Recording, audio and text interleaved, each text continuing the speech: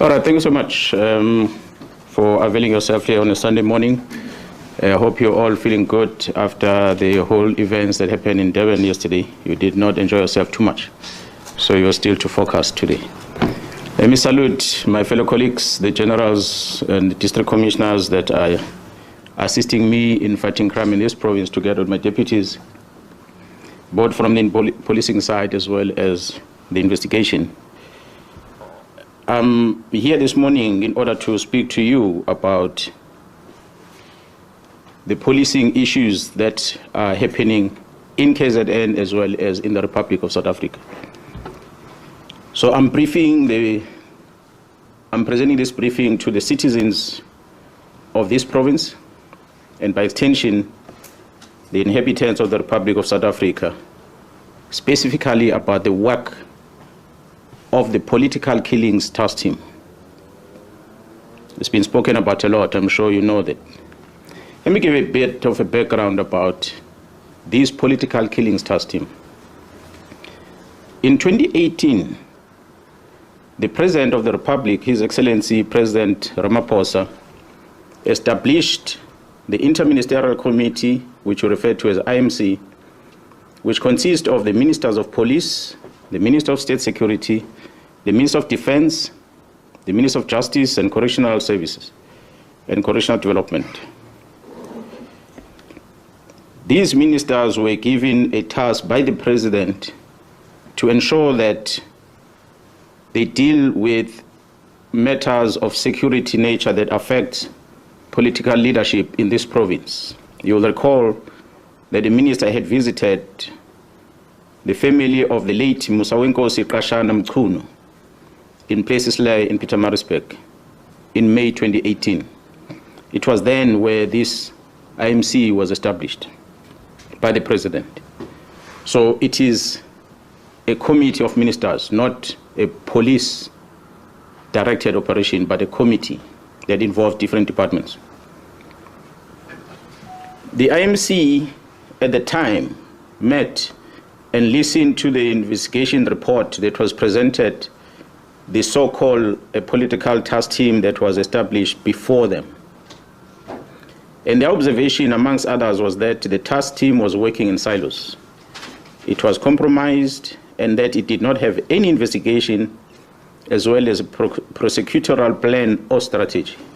As a result, there was a little or no progress in the investigation and prosecution of these cases.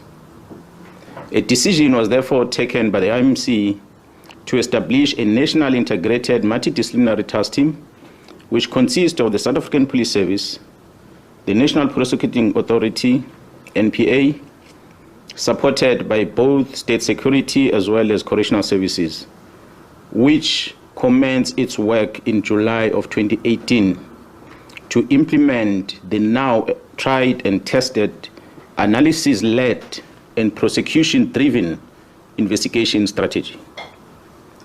As a result of the excellent performance, the political killings task team has been assigned in another presidential intervention project.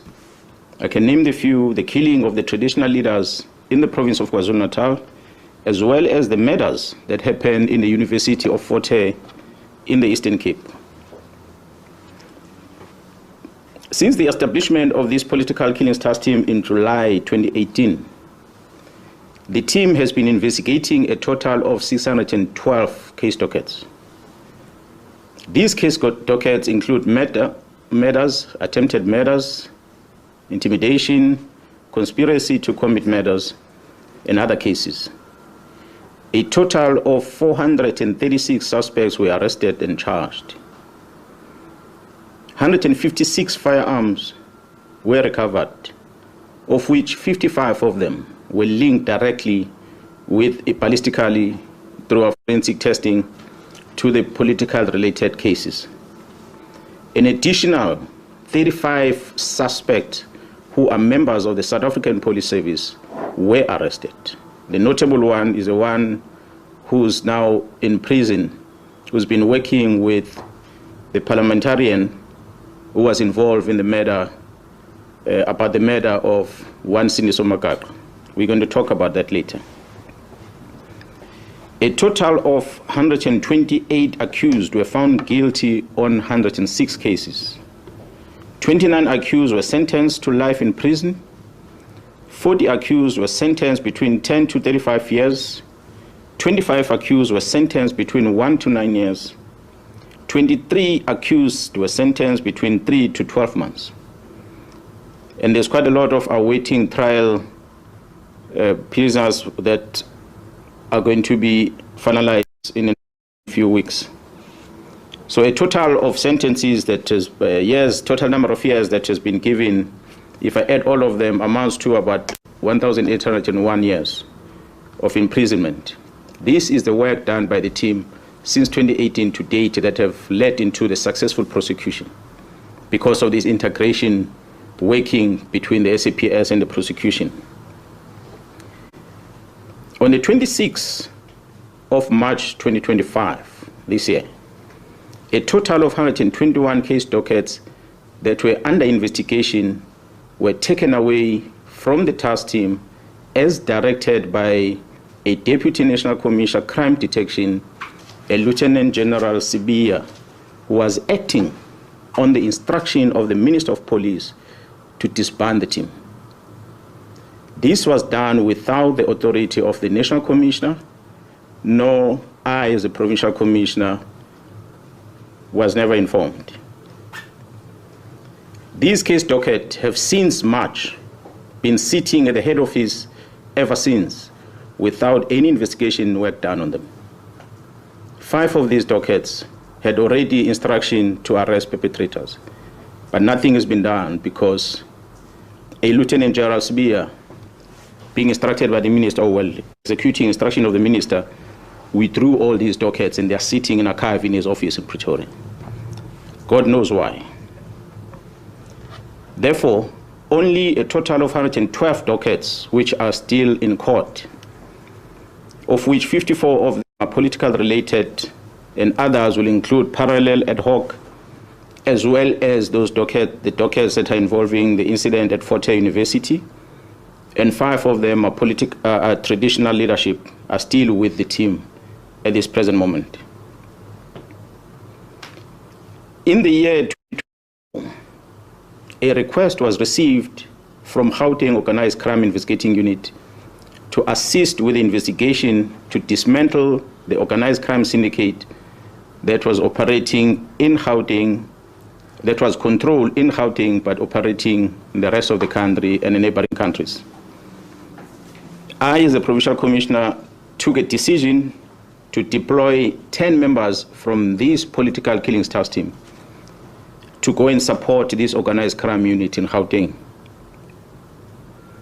I can tell South Africans that this decision is a for the disbandment letter of this team because they overstepped their mandate of only focusing in KZN. They went to support Gauteng organized crime unit with the dismantling of a criminal syndicate. And I can confirm before the South Africans today that the investigation which these members were involved with in Gauteng has unmasked the syndicate. And this syndicate involves, amongst others, politicians who are currently serving in Parliament. The law enforcement officers include the members of the South African Police Service, the Metro Police, and correctional services. They include prosecutors in Gauteng province, the judiciary, and all these are controlled by the drug cartel as well as business people in that province of Gauteng. This act, of course, undermines the criminal justice system in this country. Mr. Brown Mkhwanazi sends a WhatsApp message to myself, Lieutenant General Mkhwanazi, regarding the allegation on the defeating the ends of justice matters which were widely publicized, which involves an incident that happened at the correctional service at Mpangeni in KwaZulu-Natal. Mr. Brown sends this message in September last year, long before the news came out in public about the incident that happened at Mpangeni. He sends this message. In this message that he sends to the Provincial Commissioner, he attaches a police letter and he attaches a copy of the occurrence book, a register that is used at the police station that's supposed to only be accessed by police officers. But Mr. Brown, who's not a police officer, attaches those in his message and he sends it to the Provincial Commission. His word says, is a plot to charge you. Mr. Brown Mkhwanazi also sends a screenshot of a presentation that was made on the 30th of September 2024, a presentation that was titled 2024-2025 Division Crime Intelligence Policies. He sends this to myself, Lieutenant General Mkhwanazi, as a Provincial Commissioner of KwaZulu-Natal. Surely this must have been a classified information where crime intelligence are presenting their policies. But this man has access to that, and he's not a policeman. When asked to share the copy of this presentation through that WhatsApp communication, he responded by saying, General Khan will brief you next week. There's only one General Khan in the South African Police Service, so is one Lieutenant General Sibiya in the South African Police Service. I've never heard of any other Lieutenant Generals in any other way in the security cluster in the country with the very same names. So I assume that I know very well. He further wrote on the very same WhatsApp message. He said that, I quote, the minister is briefed. He has just arrived in Lusikisiki, end quote. You will recall, colleagues, that we had an incident in Lusikisiki, a mass murder that happened there. And the Minister of Police had gone visiting the families and that crime scene. So after this communication, the Provincial Commissioner called the Chief of Staff, Mr. Nkabinde, the Chief of Staff of the Minister of Police, and asked the Chief of Staff, who is this Brown Mkhwanazi? This Brown Mkhwanazi seems to be traveling with the minister to Lusikisiki. Who is he? Because I've never heard of him. The response from the Chief of Staff was that Mr. Brown Mkhwanazi is an associate of the minister, but is not employed in a department. That's when I got a confirmation about Mr. Brown Mkhwanazi. And I asked the Chief of Staff to send the phone number of this Brown Mkhwanazi, of which he did. It is that number that made me to confirm that indeed the person who's sending me WhatsApp messages is the same person that is called Brown Mkhwanazi and is from Northwest.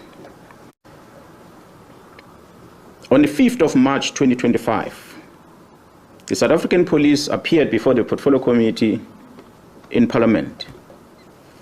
A presentation was made to this Portfolio Committee by the Provincial Commission of KwaZulu-Natal, which included the allegations of an associate of the Minister of Police, Mr. Brown Mkhwanazi. The minister denied on record. Go and Google a visual presentation to the Portfolio Committee on the 5th of March this year, towards the end of that briefing, where the Minister of Police responded and he said he does not know this Mr. Brown Mkhwanazi. He said that in Parliament. However, the minister confirmed that he knows this Mr. Brown Mkhwanazi during a telephone conversation that he had, which was posted on X under the handler at Load Care. This was on the 30th of March, where he confirmed that this was his comrade from Northwest. The conversation between the minister and that lady is available. You can go on X and find it on the 30th. If it has been removed from that account, as we finish this briefing, I'll share that with you. The evidence has been found in the cell phone of Mr. Vusimus, also known as Cat, Matlala, which shows the communication between Mr. Brown Mkhwanazi and the Minister of Police, Mr. Senzo Mchunu. As I said, this was the beginning of the closure of the political task team. I've tried to outline some sequence of events. I had said the team left for Gauteng to go and assist organized crime in Gauteng. There was a shooting incident that had occurred in April 2024, where Mr. Swart, a QTech employee, was fatally shot while entering the company premises. QTech has been a long-standing service provider to Transnet. Shortly after the incident, 3 suspects, including a warrant officer, a South African Police Service warrant officer, a detective Tau Pule, were arrested in Johannesburg. During the arrest, weapons that were used in this matter, which was an AK-47 and a pistol, along with cell phones, were confiscated. I must applaud the team in Gauteng who had effected this arrest before the arrival of the team in KZN. It is the challenges that this investigating team of Gauteng encountered that led into the invitation to the KwaZulu-Natal police to go and assist. The KwaZulu-Natal political killings task team arrival, they took these weapons and they went and tested them. So they conducted a ballistic test in order to check whether these farms were linked with that murder and many other murders perhaps that will have occurred in the country. Maybe let me pause on that one and come back into what had happened prior to us receiving the results from the task team, ballistic test result. On the 6th of December 2024, the task team visited the premises of the 2 of the high-profile syndicate, of which one, Mr. Katiso Molefe, was arrested for the murder of Mr. Swart of QTech. During that arrest, unusual activities were observed whilst the team were busy with the operation. These activities included a dispatching of members of the South African Police Service under the command of a senior manager at the head office to go and interrupt the operation that was unfolding. Fortunately, when they arrived there, the members realized that it is indeed a police operation, so they allowed the members to carry out their operation without disturbance. On the 30th December 2024, the ballistic expert issued a ballistic report which linked these firearms not only with the murder of Mr. Swart, but these firearms were linked with a number of high-profile cases. And these cases include very high-profile South African artists that were murdered in Gauteng, which occurred dating back as far as 2021. I'm not going to mention them, but we have them on record. On the 31st of December 2024, the Minister of Police, Mr. Senzo Mchunu, issues a letter to disband the political killings task team and to suspend the filling of vacancies within crime intelligence. In January, February, and April this year, the Deputy National Commissioner Crime Detection, Lieutenant General Sibia, issued written instructions withdrawing all these cases from the task team to his office. On the 14th of May this year, 2025, the task team arrested Vusi Muzi, who is also known as Cat Matlala, for an attempted murder ×3. I must highlight that this Mr. Vusi Muzi Cat Matlala is an individual who was awarded a police contract of over 360 million rand in 2024. An analysis was conducted on electronic communication of this arrested person. This analysis reveals communication between the arrested Vusimuzi at Ket Matlala, Mr. Brown Mkhwanazi, an associate of the Minister of Police, as well as the Minister of Police, Senzo Mchunu.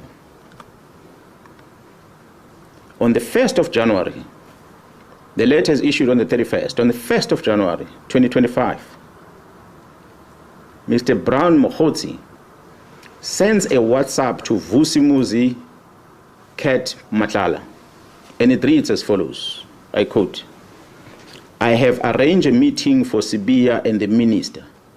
They must have a solution." And it follows another message. "The task team that came to your house and harassed you have been dissolved. They got the letter on Monday. As we speak, they are bringing all docket to Sibiya." This letter is issued on the 31st of December 2024. This communication is on the very next day, the 1st of January 2025, where it says the dockets have been called and have been sent to Sibiya. Yes, we know the dockets only were sent to Sibiya in March this year. Further analysis of the chats indicates that Vusimuzi Ket Matlala is financially supporting the Minister of Police and Mr. Brown Mkhwanazi's political endeavors. This is supported by the evidence of conversation and the proof of payments of guests for January 8 traveling cost and the Ghana dinner in Cape Town, which was done in 2025. The proof of payment, we have it. As I said, we're going to share with you where Mr. Matlala is sending this proof of payment to Mr. Brown Mkhwanazi. On the 2nd of January 2025, at about 10:05 in the morning, Vusimuzi Ket Matlala receives a copy of the letter of the disbandment of the political killings task team from Mr. Brown Mkhwanazi, who is an associate with the Minister of Police. I pause to remind you that this is the very same Brown Mkhwanazi that the Minister of Police had denied in Parliament and later confirmed to be his comrade but not involved with police matters. But he's sending this communication. That's what we have discovered through the investigation. On the 14th of January 2025, Mr. Brown communicates with Mr. Vusimuzi Ket Matlala as follows, I quote, "Sure, don't forget to work on your invoices." On the 15th January, Mr. Vusimuzi Ket Matlala responds with a screenshot of an invoice that he has submitted to the South African Police Service, which I guess was due for payment on his contract.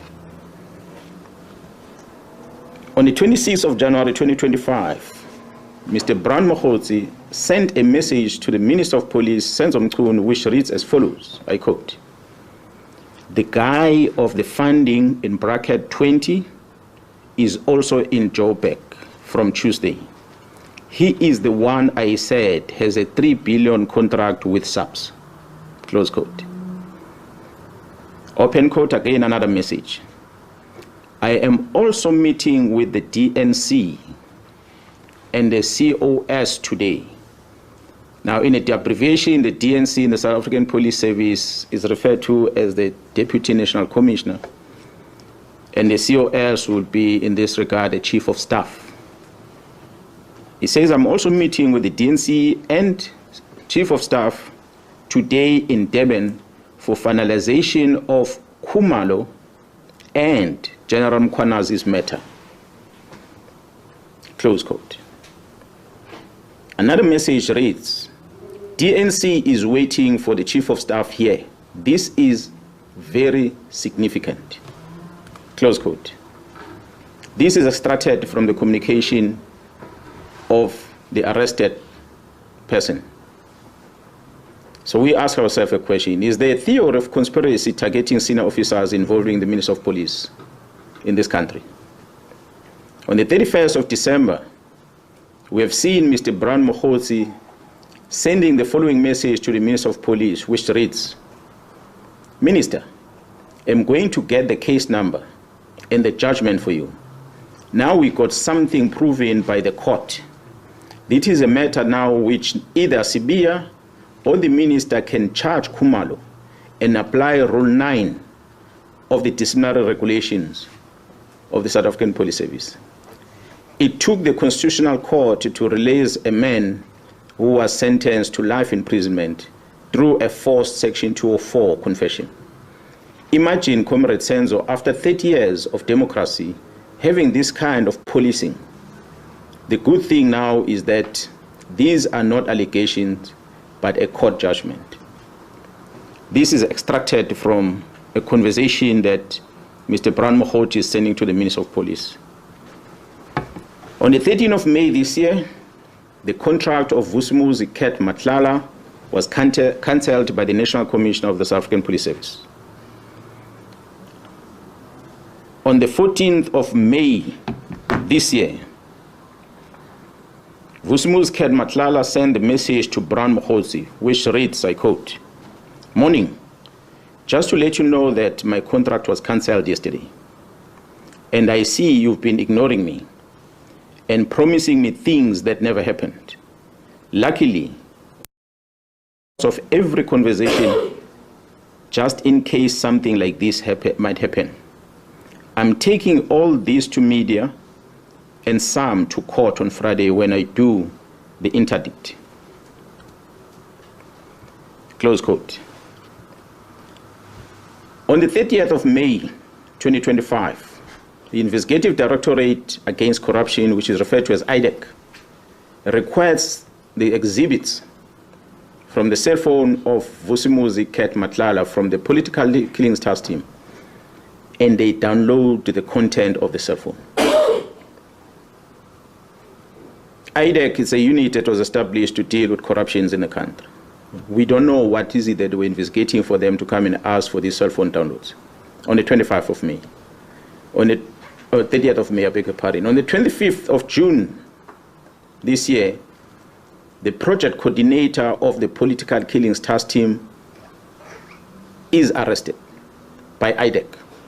A dramatic arrest. A dramatic arrest. On the 26th of June 2025, the accused, Katiso KT Molefe, who was arrested by the very same task team, was granted bail. Guess that one went under the radar. The work of the organized crime in Gauteng, supported by the political killings task team, has indeed been compromised. The disbandment of the political killings task team was influenced by the sterling work that they performed in Gauteng to uncover the criminal syndicate, which involved some members of the criminal justice system operating in Gauteng province, and not because of what I presented earlier, which was the work they did in the province of KwaZulu-Natal. Their demise was as a result of them assisting Gauteng to uncover the criminal syndicate. Despite all these challenges, we acknowledge and appreciate the resilience of the members of the political killings task team. The political killings task team remains operational, albeit attempt to disrupt its work to protect and serve the inhabitants of the Republic, as enshrined in the Constitution under Section 205, subsection 3 of the Constitution of the Republic. The political killings task team remains operational. Therefore, we have embarked on a process of registering a criminal investigation in order to deal with this infiltration and control of the criminal justice system by the organized crime. We in KZN know that a member of crime intelligence or members of crime intelligence released classified documents and handed them over to a member of parliament. That includes vetting documents, as well as covert properties. We all know in the country that the Joint Standing Committee of Intelligence is the one that must supervise the operations of a secret fund account, not only for the South African Police Service, but all the intelligence agencies in the country. That the members of crime intelligence gave these documents to the member of parliament, and the member of parliament registered a criminal case in Gauteng where he was alleging that some of the officials within crime intelligence were issued fraudulent vetting clearance certificates. After opening the case, he sends a communication to the Minister of Police. He asks the Minister of Police to take these dockets and assign them to someone else. The Minister of Police Chief of Staff, Mr. Nkabinde, wrote a letter to the head of the NPA newly established unit, which is referred to as IDEC, Investigating Directorate Against Corruption, to investigate these cases. These are allegations of a manipulation of a vetting process, not a state capture, not corruption. But IDEC receives this communication from the Minister of Police to take these dockets, and IDEC does exactly that. They go and take these dockets and they investigate them.